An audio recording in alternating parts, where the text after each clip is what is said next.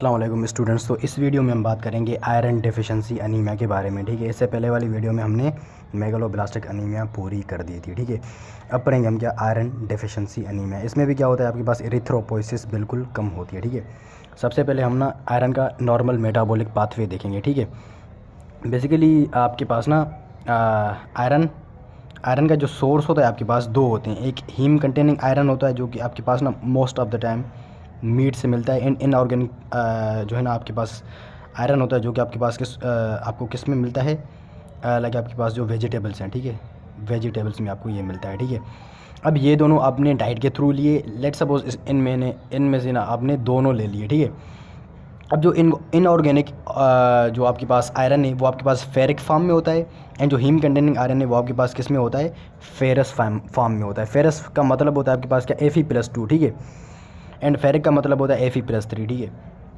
अच्छा अब देखें जो आयरन की रीअब्जॉर्प्शन होती है वो आपके पास कहाँ पर होती है, आपके पास ना इसकी रीअब्जॉर्प्शन होती है कहाँ पर, इसकी ड्यूडिनम में होती है, अपर ड्यूडिनम में होती है। ठीक है, तो ये यहाँ से जो ये वाला हिस्सा है ये आपके पास क्या है, ड्यूडिनम है, यहाँ से ये स्टमक है। ठीक है, अब देखिए ये क्या है, इनऑर्गेनिक आपके पास क्या था, आयरन था, ये Fe+3 था। इस Fe+3 को Fe+2 में कन्वर्ट होना है, बिकॉज आयरन की रीअब्जॉर्प्शन फेरस फॉर्म में होती है। किसमें, फेरस फॉर्म में होती है।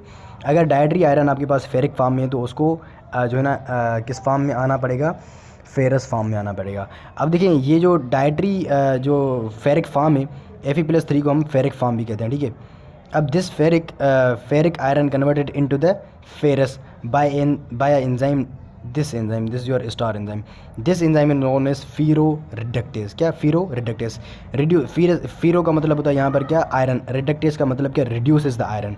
यहाँ पर Fe+2 था, Fe+3 था, Fe+3 में से आपके पास क्या आ जाएगा, Fe+2 जाएगा, बिकॉज ये यहाँ पर इसको रिड्यूस करेगा। ठीक है, अब हीम कंटेनिंग आयरन तो आपके पास Fe+2 में ही आ रहा है। ठीक है, तो इसको कन्वर्ट करने की ज़रूरत नहीं है हमारे पास। अब दिस Fe+2 या फिर जो है ना आपके पास फेरस आयरन इस ट्रांसपोर्टेड थ्रू जो है ना आपके पास बेजोलेटरल मेम्ब्रेन, ल्यूमिनल मेम्ब्रेन से आपके पास आ जाएगा इनटू द सेल। ठीक है, सॉरी। अब this ferrous iron transported into the cell via this channel is known as DMT, divalent metal transferase 1। यार ये ट्रांसफरेज नहीं होना चाहिए, ट्रांसपोर्टर होना चाहिए, सॉरी। डाईवेलेंट जो है ना मेटल ट्रांसपोर्टर 1 के थ्रू ये ट्रांसपोर्ट होगा कहाँ पर, आपके पास सेल के अंदर। ठीक है, ये ट्रांसपोर्टर यहाँ पर आपने याद करना है, और जो एंजाइम है वो आपने यहाँ पर याद करना है। ठीक है, अब देखिए जैसे ही ये यहाँ से ट्रांसपोर्ट हुआ साइटोप्लाज्म में आ गया। अब ये जो साइटोप्लाज्म में आया ना, तो साइटोप्लाज्म के बाद ना ये आपके पास जो है ना इसकी यहाँ पर फिर से मेटाबॉलिज्म होगी। क्या, फिर से मेटाबॉलिज्म होगी एंड प्योर रीअब्जॉर्प्शन होगी। अब देखिए ये क्या है, ये सेम ही है, ये वाला भी सेम यहाँ पर Fe+2 आएगा। ठीक है, ये जो हीम कंटेनिंग था ये सेम आ जाएगा। ठीक है, अब ये दोनों सेम आ गए। अब Fe+2 ये फेरस फॉर्म है। अब देखें जब इसको हमने रीअब्जॉर्ब करना है, ये मैंने सेल के बाहर किया है लेकिन ये सेल के अंदर ही हो रहा होता है। ठीक है, ये जो प्रोसेस है पूरा, Fe+2 को जो है ना रीअब्जॉर्ब होगा जो है ना आपके पास किस में, फेरस फॉर्म में। ये क्वेश्चन आता है, ये आपके पास फेरस फॉर्म में रीअब्जॉर्ब होता है, किस में, फेरस फॉर्म में, बिकॉज Fe+2 है। ये ना जब इसकी रीअब्जॉर्प्शन होती है तो ये ना ये एक जो है ना ट्रांसपोर्टर के थ्रू ना रीअब्जॉर्ब होता है। इस ट्रांसपोर्टर को हम क्या कहते हैं, ये जो ट्रांसपोर्टर है इसे हम कहते हैं क्या, जो है ना फीरोपोर्टिन 1। क्या, फीरोपोर्टिन 1 एक ट्रांसपोर्टर होता है जिसके थ्रू ये जो है ना रीअब्जॉर्ब होता है। ठीक है, एंड जैसे ये रीअब्जॉर्ब हुआ ये फेरस फॉर्म ना कन्वर्ट हो जाएगा किसमें, फेरिक फॉर्म में, एक एंजाइम के थ्रू। ये देख रहे हैं, ferrous form converted into the ferric form, किसके थ्रू, इस एंजाइम के थ्रू, ये वाला एंजाइम जो स्टार है। This enzyme is known as hephaestin या फिर इसे हम फीरो ऑक्सीडेज भी कहते हैं, बिकॉज ये क्या करेगा, ऑक्सीडेशन करेगा। यहाँ पर जो है ना आयरन डाल देगा इसके ऊपर। ठीक है, फीरो ऑक्सीडेज या फिर इसे हम हिफेस्टिन भी कहते हैं। ठीक है, this ferric form is the transfer form, मतलब कि ये ट्रांसफ़र हो सकता है। ठीक है, अब ये सेल में से ये रीअब्जॉर्ब, ये पूरी क्या थी, रीअब्जॉर्प्शन थी। ठीक है, ये ड्यूडिनल सेल में होती है बेसिकली। अब ये ट्रांसपोर्ट होगा इनटू द ब्लड। अब लेट सपोज ये क्या है, फेरिक है, ये क्या है, फेरिक है। ये फेरिक फॉर्म आ गया आपके पास ब्लड में। अब ब्लड में एक प्रोटीन आता है जो कि लिवर सीक्रेट करता है, उसे हम बोलते हैं क्या, ट्रांसफेरन। ट्रांसफेरन बेसिकली इज़ अ जो है ना बस, या फिर आप इसे कार भी कह सकते हैं फॉर द आयरन। ये क्या आपके पास ट्रांसफेरन है। Transferrin carries the iron in the blood. अब देखें जो आयरन है, iron is needed for the RBC synthesis. वो आरबीसी की सिंथेसिस के लिए चाहिए होता है हमें, ठीक है। आयरन हमें आरबीसी की सिंथेसिस के लिए चाहिए होता है।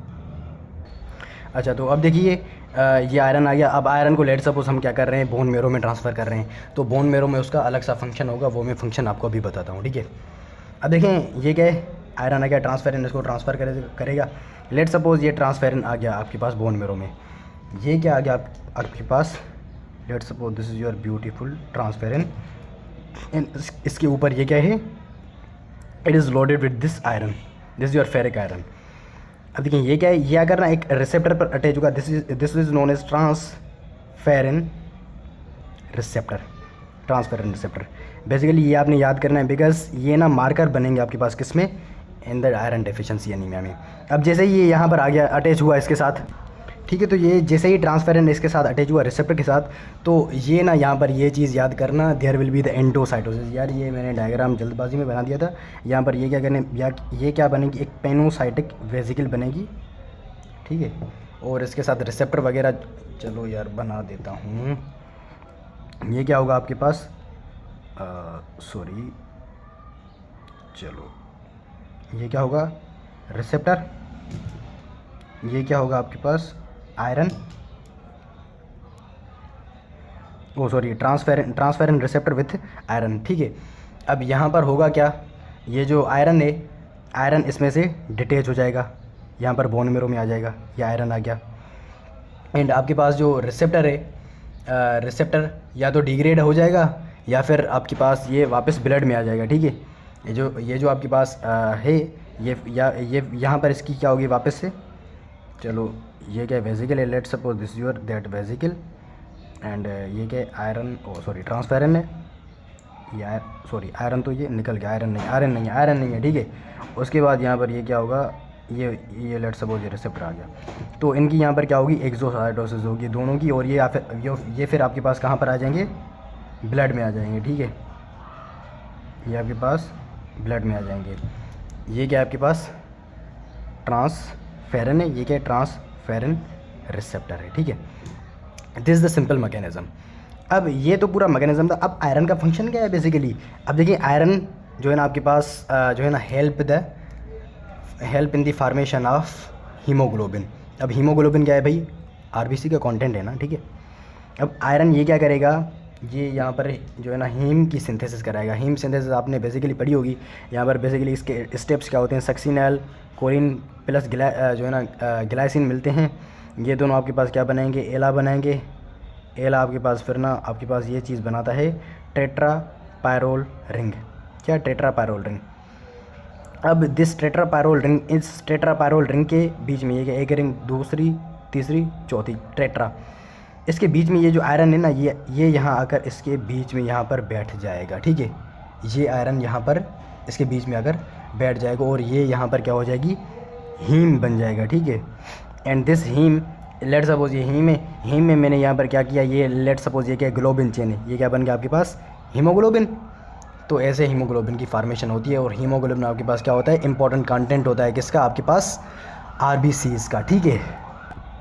अच्छा, ये तो था पूरा, इसका मैकेनिज्म भी था, रीअब्जॉर्प्शन भी मैंने आपको बताई, और इसकी एक्सक्रीशन ना इसकी इतनी काम की है नहीं, ठीक है। अच्छा, vitamin C, citrate and amino acids and sugar increases the absorption of iron. Phytates, tannates, phosphates, carbonates, oxalates decreases the absorption of iron.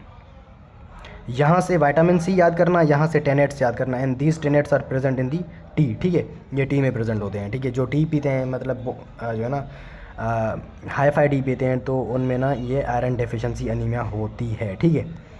ये चीज़ें याद करना इसमें से। अच्छा, ये तो हो गया। लेट्स सपोज यहाँ पर क्या है, आयरन की बहुत ही एक्सेस है, बहुत एक्सेस है, ठीक है। तो आयरन हमने क्या करना है, स्टोर करना है। तो आयरन की जो स्टोरेज होती है, जो आयरन की क्या होती है, स्टोरेज होती है, वो हेपेटोसाइट्स में होती है एंड मैक्रोफेजेस में होती है। क्या स्टोरेज यहाँ पर भी होती है, बट मैक्रोफेजेस में बहुत ज़्यादा होती है। एंड मैक्रोफेज आपके पास कहाँ कहाँ प्रेजेंट होते हैं, योर स्प्लीन्स, स्प्लीन में स्प्लीन्स नहीं, स्प्लीन एक ही होती है, ठीक है, उसमें होते हैं, ठीक है। अच्छा, बहरहाल जो आपके पास डाइट्री आयरन है, डाइट्री आयरन जैसे ही रीअब्जॉर्ब हुआ तो जो उसकी स्टोरेज है वो सिर्फ लिवर में होगी। जो डाइट्री आयरन की स्टोरेज होगी वो लिवर में होगी। जो इस मैक्रोफेज में स्टोर होगा ना आयरन, वो हेमोलिटिक आयरन होगा। क्या, हेमोलिटिक आयरन होगा। अब वो कैसे होता है वो मैं बताता हूँ। Let's suppose this is your RBC and this RBC is इसकी ये क्या है, लाइफ क्या है, 120 डेज से बहुत ज़्यादा है। And this is very sad RBC. यार इसको मैंने हैप्पी कर दिया। ये क्या है, बिल्कुल सैड है, बिकॉज इसकी क्या होने जा रही है, अभी डिस्ट्रक्शन होने जा रही है, ये भी मरने जा रहा है, ठीक है। अब देखिए यहाँ पर होगा क्या, जब इसकी डिस्ट्रक्शन होगी तो हीमोग्लोबिन आ जाएगा एंड प्रोटीन आ जाएगा। प्रोटीन क्यों आएगा भाई,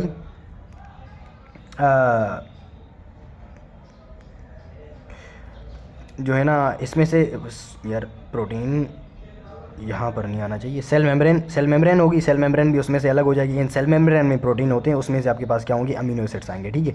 एंड वहाँ से आपके पास क्या होंगी, लिपिड्स भी होंगी उसमें से, ठीक है, वो भी आपके पास डिग्रेड हो जाएंगी। एंड हीमोग्लोबिन में आपके पास क्या होता है, ग्लोबिन होता है एंड हीम होता है। ग्लोबिन आपके पास प्रोटीन है तो वहाँ से भी अमीनो एसिड आएगा। एंड हीम आपके पास क्या है, टेट्रापायरोल रिंग, और उसके बीच में आयरन है। तो टेट्रापायरोल रिंग आपके पास यहाँ पर कन्वर्ट हो जाएगी किसमें, बिलीवर्डिन में। एंड आयरन आपके पास अलग से आ जाएगा। यहाँ पर एंजाइम होता है हीम ऑक्सीजनेस, ठीक है, यहाँ पर एंजाइम होते हैं। ये आपने याद करें या नहीं करें कोई मसला नहीं, ठीक है, हीम ऑक्सीजनेस यहाँ पर एंजाइम होता है। अब जो आयरन यहाँ पर आया है, this iron is going to be converted into an other molecule. ये क्या आयरन है, let's suppose this your iron molecule, जो है ना ये आयरन आपके पास फेरिक फॉर्म में होता है। ये क्या होता है आपके पास, फेरिक फॉर्म में होता है। अब this iron combines with another protein known is the apoferritin. क्या, apoferritin plus ferric iron known is ferritin. क्या, ये क्या है, फेरिक फॉर्म ऑफ आयरन है, Fe+3 है। ये क्या, एपोफेरेटिन and ferric form of iron जब दोनों मिलते हैं तो इन्हें हम कहते हैं क्या, इसे हम कहते हैं क्या, ferritin. This is the storage form of the iron, number 1 storage form. इन जब फेरेटिन ना, बहुत सारा फेरेटिन जो है ना आपके पास क्या हो जाए, स्टोर हो जाए, बहुत सारा ferritin store. In this ferritin converted into the chain of the जो है ना फेरेटिन मॉलिक्यूल्स। ये एक फेरेटिन है, इसकी ना ये चेन्स बन जाएंगी। इस चेन को हम कहते हैं क्या, हीमोसिड्रिन। इस चेन को हम क्या कहते हैं, हीमोसिड्रिन। यहाँ से एक MCQ निकलता है, जो आपके पास फेरेटिन है, it is non stainable iron and this hemosiderin is stainable. And इसमें ना जो आपके पास स्टेन आती है वो आती है आपके पास क्या, पर्शियन ब्लू। क्या, पर्शियन ब्लू स्टेन। ये यहाँ से MCQ आता है, ठीक है। एंड ये जो आपके पास फेरेटिन होता है ये आपके पास 2/3 होता है एंड हीमोसिड्रिन आपके पास 1/3 होता है, ठीक है। ये आपने यहाँ से याद करना है, पर्शियन ब्लू स्टेन ये नहीं बोलना। अच्छा, उसके बाद हीमोसिड्रिन में ना 2 कंडीशन आती हैं। एक आती है आपके पास क्या, हीमोसिड्रोसिस, एक आती है haemochromatosis. Let's suppose this is your graph and this is other thing. यहाँ पर क्या है, अच्छा इसको 1 2 3, हाँ ठीक है। लेट्स सपोज ये क्या है, बिल्कुल आयरन नॉर्मल है, मतलब क्या, हीमोसिड्रिन नॉर्मल है। This is normal hemosiderin. यहाँ पर क्या है, यहाँ पर जो है ना आपके पास हीमोसिड्रिन है बट थोड़ा सा जो है ना हाई हीमोसिड्रिन है। एंड ये एक और लेवल है, इस पर जो हीमोसिड्रिन है ना, इस लेवल पर हीमोसिड्रिन बहुत यह है, यहाँ पर ये बिल्कुल सेड है, ठीक है। यहाँ पर क्या होगा, very very high hemosiderin. This is your normal condition. And इस कंडीशन को हम क्या बोलते हैं, हीमोक्रोमेटोसिस। क्या, sorry not hemochromatosis, this is hemosiderosis. And इसको हम बोलेंगे क्या, हीमोक्रोमेटोसिस।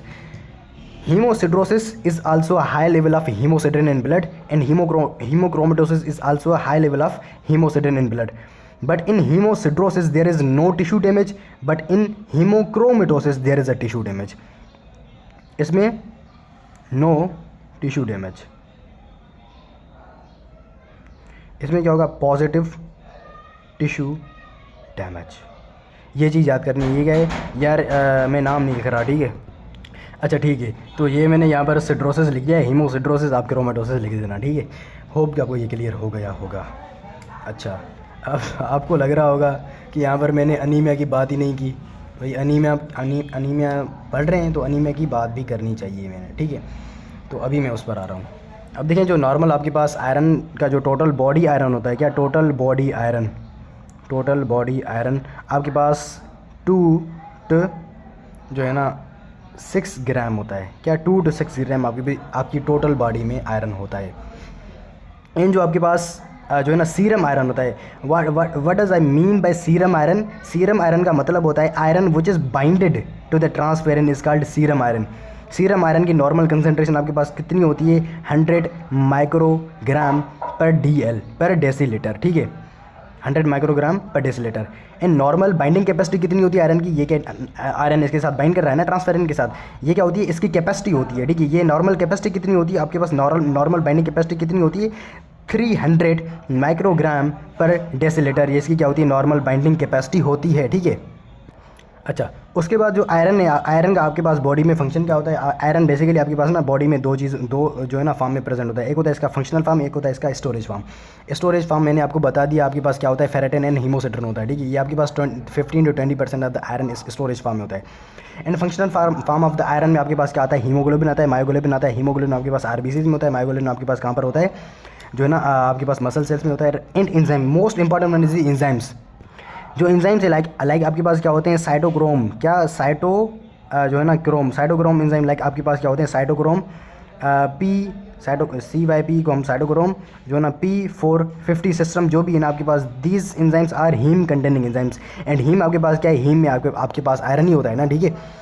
एंड एक और एंजाइम आता है आपके पास, क्या केटलेस भी आपके पास ना, ये इसमें आते हैं, हीम कंटेनिंग एंजाइम्स होते हैं। मतलब क्या वो आयरन कंटेनिंग एंजाइम्स होते हैं, ठीक। तो होप कि आपको ये क्लियर हो गया होगा।